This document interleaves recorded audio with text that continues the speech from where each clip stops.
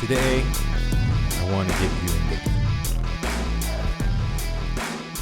Federal government spending, in fact, all government spending, is a quantitative measurement of how the government is making you and the rest of us poorer.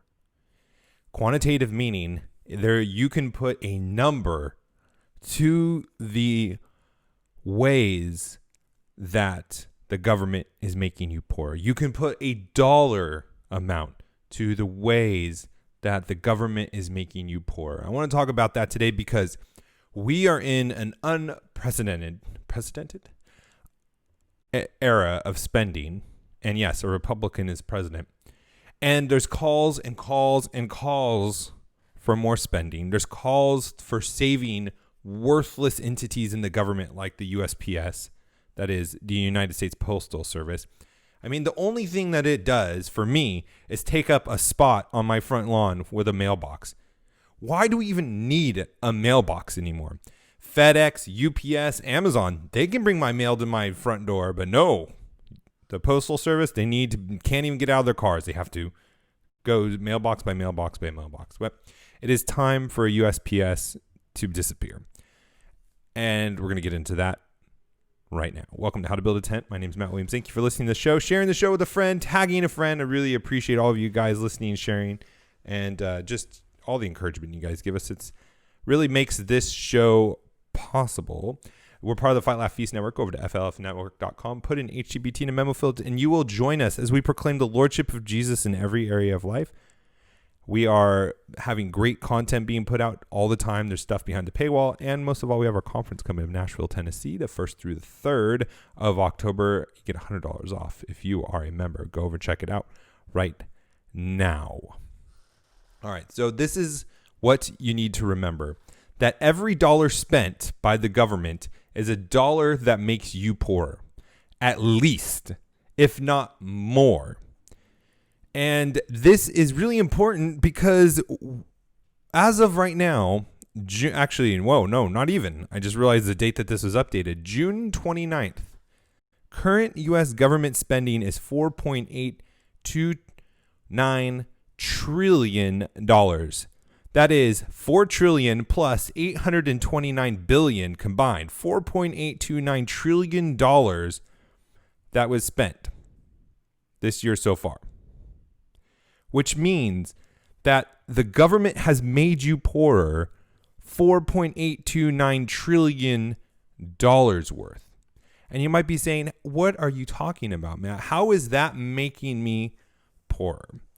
There's a number of ways that we can attack this and prove it to you. And it's just that what gave me, we'll start here because this is what gave me the idea that I really wanted to talk about this show today, is that we are looking to extend the unemployment benefits.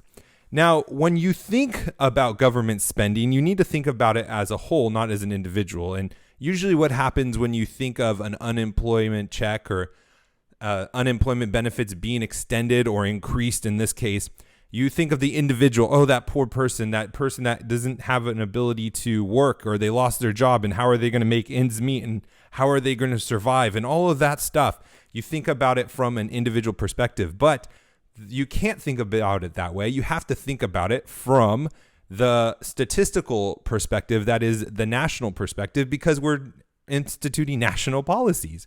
And just to give out a shout out to the sphere sovereignty crowd like we are, the government was never designed to take care of people when they lose their job, when they have hard times. That was immediately family. Biblically, your family is supposed to take care of you. And if your family can't take care of you, then the church should be taking care of you. And then you might be saying, well, what if you're not a Christian? And what if you don't have a family? Well, that's a great time to go to Christ. It's a great time to get into church. But instead, we have government stepping into the family role. We have government stepping into the church role. And wouldn't you know it, the government is telling churches and families what to do, things that aren't their responsibility. But that's a whole nother discussion that we've talked about, quite frankly, a lot on Reformgelical, and sometimes on this channel. It just leaks over into the business news. But what is happening here? It is making you poorer. It is making us as a society poorer when we are increasing unemployment benefits, or we're having them at all, is that you are incentivizing people not to go get a job. You are incentivizing and creating a comfort of some magnitude, depending on how much you get in your benefits, depending on how much you are getting in dollars, to not go get a job, to not take the first available job. It is allowing you to have a longer runway. We talk about that when you are starting a business, is how much money do you have until you go broke if you don't make a dollar? How long can you last operating in your current state?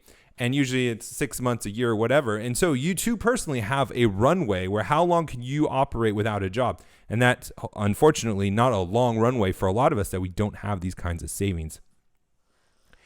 And what is happening is we are incentivizing these people to not go get a job, which means that they are not producing value for society. They're being incentivized to not produce value, stay at home, to not get a job, and for whatever reasons continue to look for another job or just not work at all and just ride out the benefits as long as they last. And so you're making society poorer from that perspective.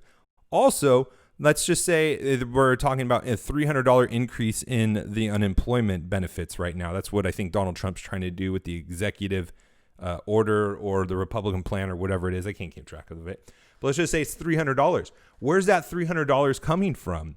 Well, it's coming from individuals. It's coming from companies that would have invested that money, would have hired more people, would have done something with it, created a new product. They would have cut costs. They would have created efficiencies. They would have invested in the future. They could have done all of these other things with it, but instead the government has taken it away from them.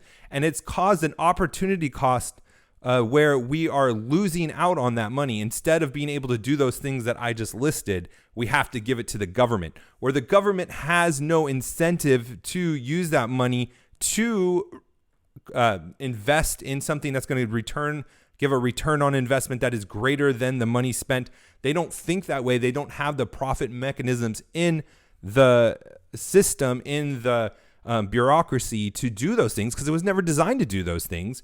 And it's taking away from the private sector. So not only are you, just from an unemployment benefits perspective, making society poorer by not getting that person back into the workforce as fast as they possibly can because they have this longer runway extended by these government benefits given to them, but also that money comes from people in either taxes, where they take it from individuals, or they take it from the companies, or it is financed later through bonds and through more interest payments, which means that you're really paying more than $300 in this case. Then you're paying more than that $300 if you are financing it later. And what is happening, because we do not have a balanced budget, that all of this spending is financed. So it's not even that it's a straight one for one. We're giving away $300 and we spent $300 in the government. We're spending $300 plus the interest on that payment. And what is happening, because we have so much debt, that everything we're spending, $4.829 trillion, like we're coming up, what is our GDP? 19 trillion, I believe it is. And we're not even done with the year. Like, where is the point where our debt is greater than our GDP? And then our rate of spending is going to be greater than the GDP. Remember, the government doesn't do a really good job of cutting back benefits. They do such a poor job of this that they actually have a new term for cutting spending, that it's not really cutting spending, but when they say they're cutting spending, they're saying they're cutting the rate of increase of spending. That's cutting spending to them. So instead of spending $2 more a year, they're going to only spend $1 more a year, and that's cuts for them. That's how bad it is. And this should make you indignant, because remember, government spending is a quantitative measurement on how it is making your life poorer and the rest of society, because you are taking money from other entities, individuals, or companies that would be spending it on things that will make your life better or make things cheaper for you. If it's a home or a home builder would be spending that money on innovation, on tools, on equipment where they can make houses more affordable. If it's Apple, they would be making and spending their resources on making an iPhone. Well, they wouldn't make it cheaper, but they would come out with new features that would make it more valuable because they're not going to ever lower those prices on the iPhone. Let's just be honest here. But you see what's happening here. And instead of spending that money on those innovations and things that make our lives better, like my life is a lot more efficient. I'm able to get more stuff done at work and all of these different things because I do have an iPhone, because I do have the internet, because I am able to engage on social media and with my audience from my phone. I don't always have to be in front of a computer, and my life is more valuable that way. But the more money we take away from that, the less iPhone innovations we're going to have. And that should make you furious, especially when we are in talks of saving the post office. The post office, guys.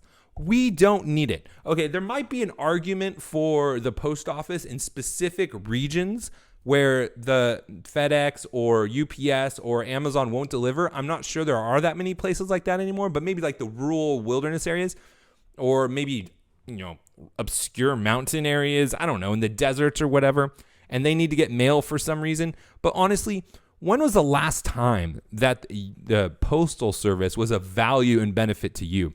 And yet we're talking about passing $25 billion or whatever it is.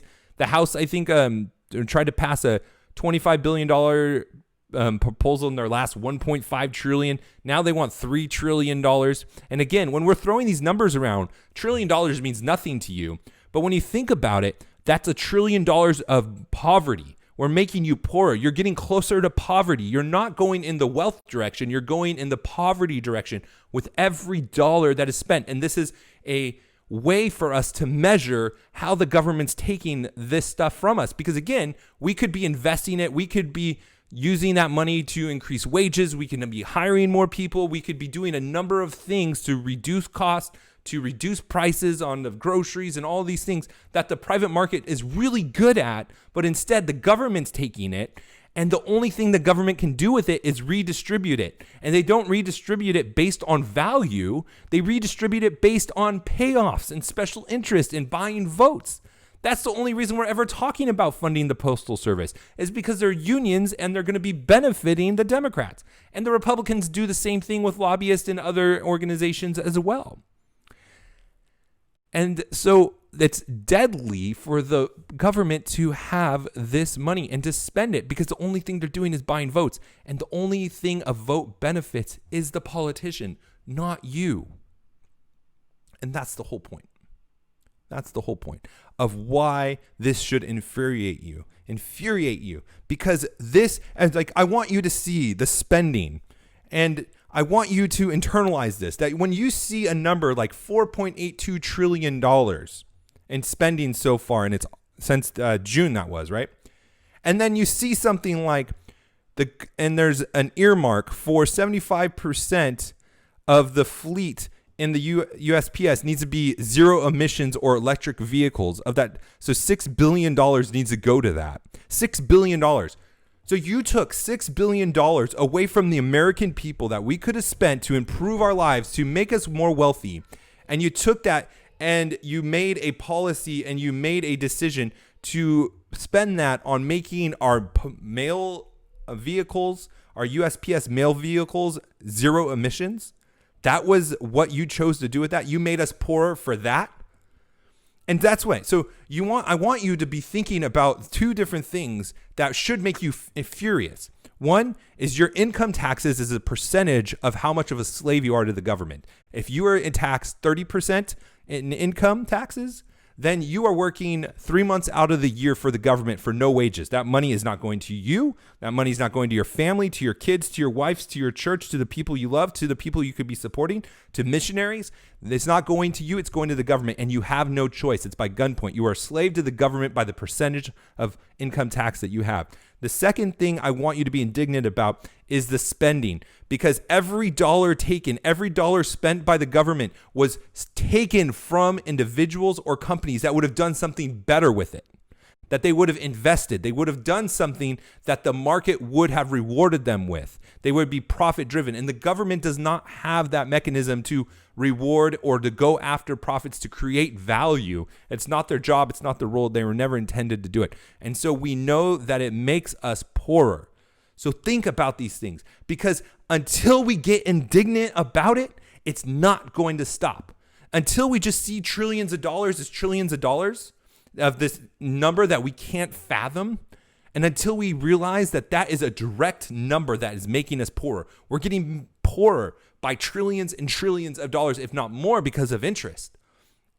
And that's what the government, that's what our leaders, that's what our politicians are doing to us. So get indignant, call them, tell them you are sick and tired of them stealing from us, making us poorer. Stop spending so much money and stop taxing us so much on our income taxes. We are free men. We are born to be free, not slaves. And stop enslaving us. Stop spending us and creating bigger chains for us to break free of, bigger chains for our children to fight out of. It starts now, and it starts with you. Get involved, and let's go be successful. We'll talk to you.